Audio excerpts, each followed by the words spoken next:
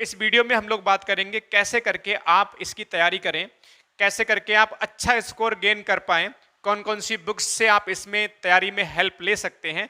तो सबसे पहले हम लोग यहाँ पर एग्जाम पैटर्न को थोड़ा समझने की कोशिश करते हैं। जब तक हमें एग्जाम पैटर्न नहीं पता होगा चीज़ों को अच्छे से नहीं समझ पाएंगे। तो एग्जाम पैटर्न क्या होगा बच्चों, यहाँ पर अगर हम बात करते हैं तो आपके 4 सब्जेक्ट पूछे जाते हैं, रीजनिंग, मैथ, हिंदी और जीएस। रीजनिंग का जो पोर्शन है वहां से 37 क्वेश्चन, मैथ का जो पोर्शन है वहां से 38 क्वेश्चन, हिंदी से 37 और जीएस से आपके 38 क्वेश्चन आपको देखने को मिलते हैं।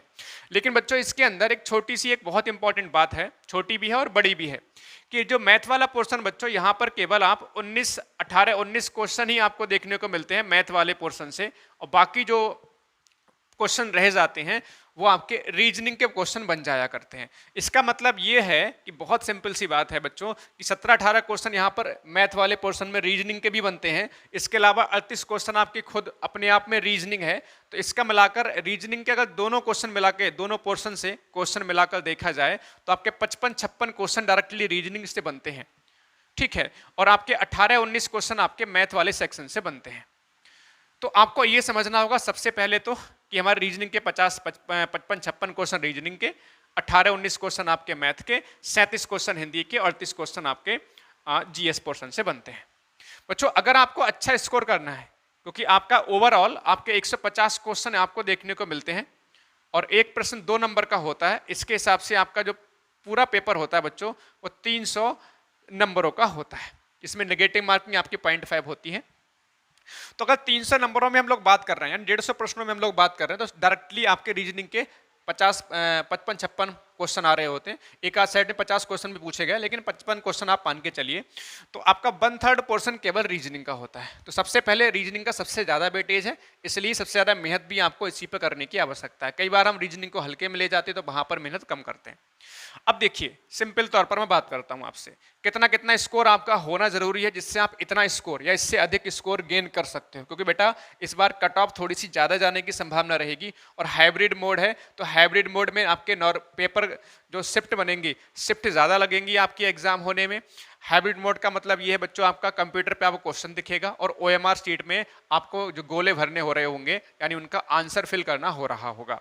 तो ऐसी कंडीशन में आपका कंप्यूटर की ज़्यादा नीड होगी। इसका मतलब एक तरह से ऑनलाइन पेपर होगा, हालांकि ऑनलाइन प्लस ऑफलाइन दोनों को मिलाकर हम लोग हाइब्रिड बोल रहे हैं, यानी कंप्यूटर सेंटर्स की आवश्यकता होगी। तो इसका मतलब आपका पेपर एक से ज़्यादा शिफ्ट में आपको देखने को मिलेगा। हो सकता है 8-10 दिन आपका पेपर चले, ऐसा भी हो सकता है। अगर ऐसा हो रहा होगा तो बच्चों आपका नॉर्मलाइजेशन लगेगा। और आपने एसएससी जीडी के अंदर देखा होगा नॉर्मलाइजेशन प्रोसेस से क्या हुआ है, बहुत सारे बच्चों का नुकसान भी हुआ है। कुछ बच्चों के 2 ही 3 नंबर बढ़े नॉर्मलाइजेशन में, और कुछ बच्चों के 15-15 नंबर बढ़ गए, 10-10 नंबर बढ़ गए।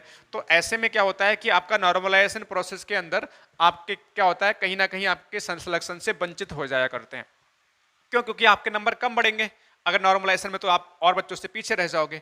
एक बच्चा ऐसा जिसके ज़्यादा नंबर बढ़ गए, वो आपसे पीछे था लेकिन नॉर्मलाइजेशन से आगे निकल जाया करता है।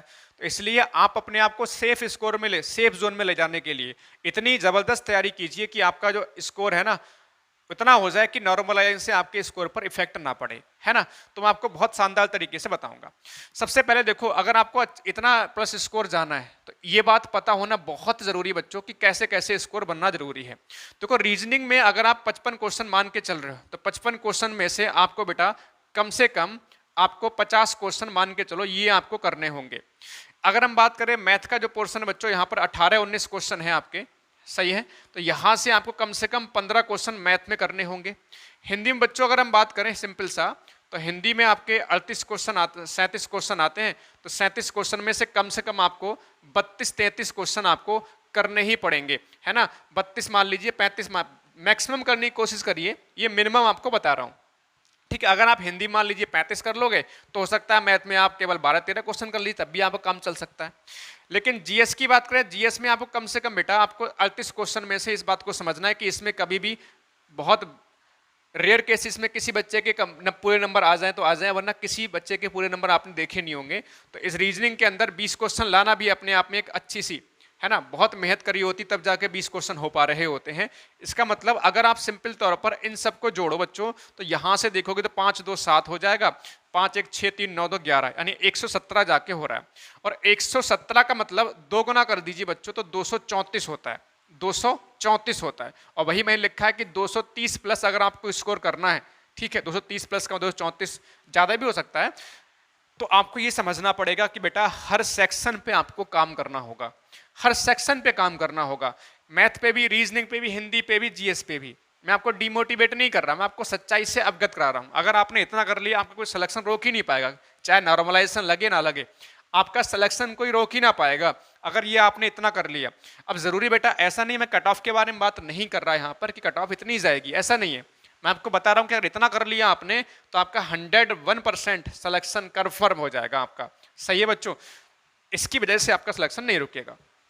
तो इतनी बात सब बच्चों को समझ में आ रही होगी, यानी कि भाई हमें हर सेक्शन को मजबूत करना होगा।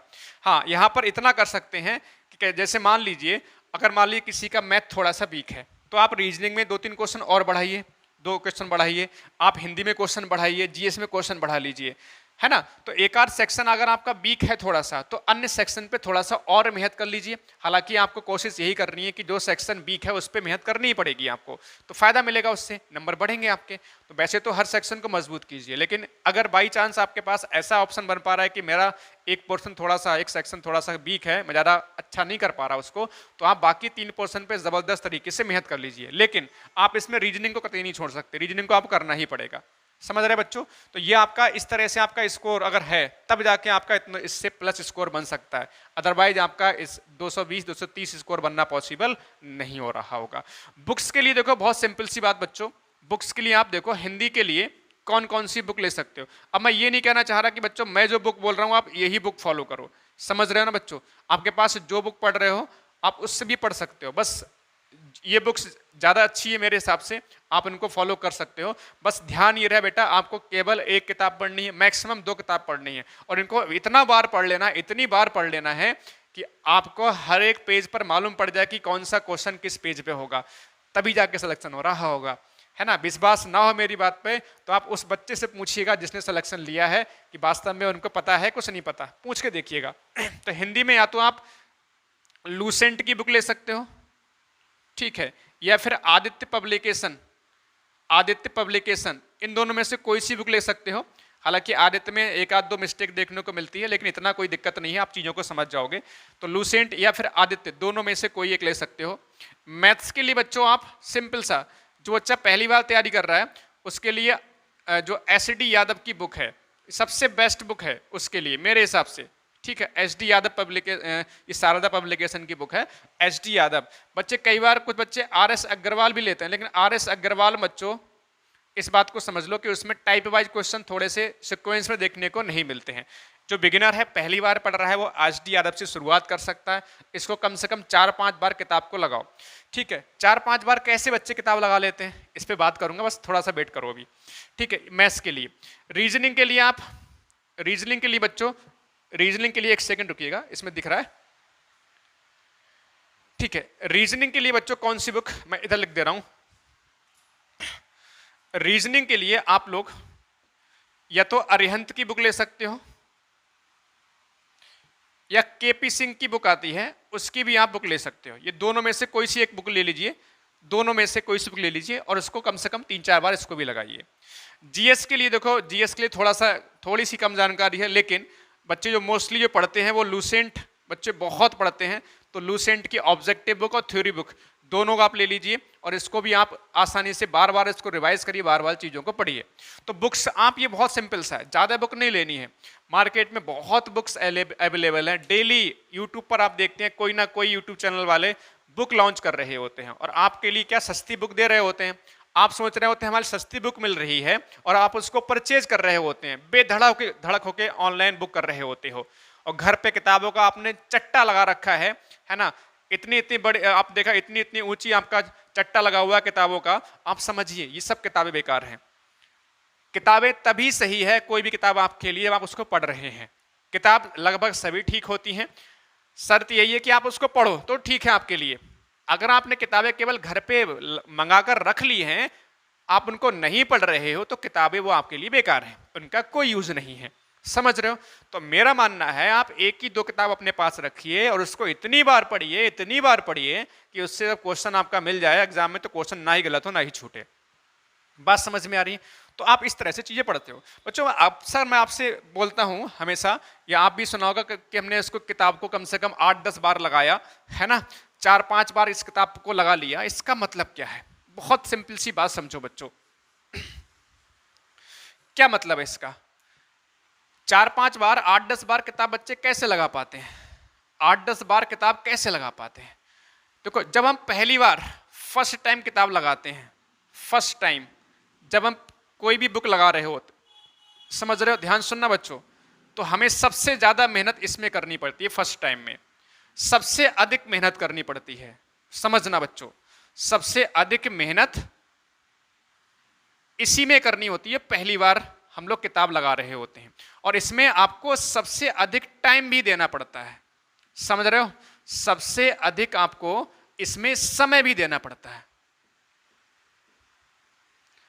तो आपको जब पहली बार किताब लगाता है कोई भी बच्चा, मैं लगाऊं आप लगाओ, तो वहां पर क्या होगा? मेहनत बहुत करनी पड़ेगी, समझना बहुत पड़ेगा और टाइम बहुत देना पड़ेगा।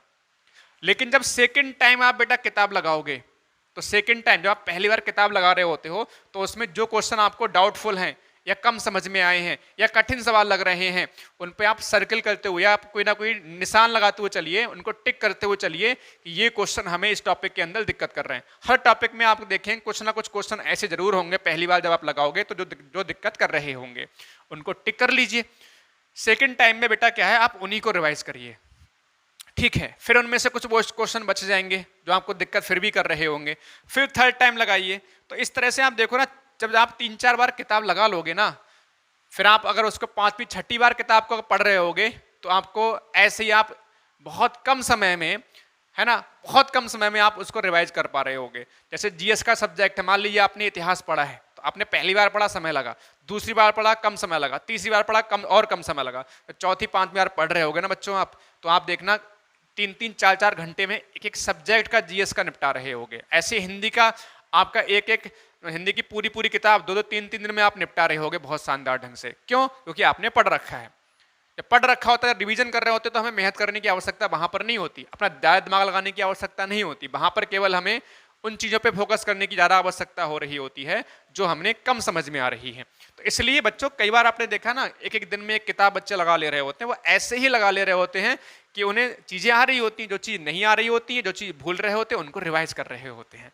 तो इसलिए आप निश्चिंत रहिए, आपकी जो पहली और दूसरी वाल की जो मेहनत होगी वो सबसे जरूरी मेहनत होगी, सबसे कामयाब मेहनत होगी। इसके बाद तो आप फिर आपको रिवीजन कर रहा होता है। तो बच्चों, आपको समझना होगा, अगर आपको इससे अधिक स्कोर 220 230 प्लस स्कोर लाना है तो आपको एक बेहतरीन ढंग से चीज़ों को पढ़ना होगा। समझ रहे बच्चों? तभी आपका स्कोर हो पाएगा। बुक्स अच्छा लीजिए, कंटेंट पूरा तैयार कीजिए, नोट्स बनाइए प्रॉपर तरीके से। तो उम्मीद है इस वीडियो में आपको हेल्प मिलेगी कैसे करके आप स्कोर प्राप्त कर सकते हो। हर सब्जेक्ट में अच्छा स्कोर करना पड़ेगा। दूसरी बात, कौन कौन सी बुक्स आप पढ़ सकते हो, वो आपको चीज़ें समझ में आई होंगी। तो उम्मीद है इस वीडियो से आप चीज़ों को सीखोगे और आगे बढ़ोगे। बाकी कमेंट सेक्शन में बताइए, और कुछ आपके डाउट हैं तो कमेंट सेक्शन में ज़रूर बताइएगा। सब बच्चों का बहुत बहुत धन्यवाद। जय हिंद, जय भारत।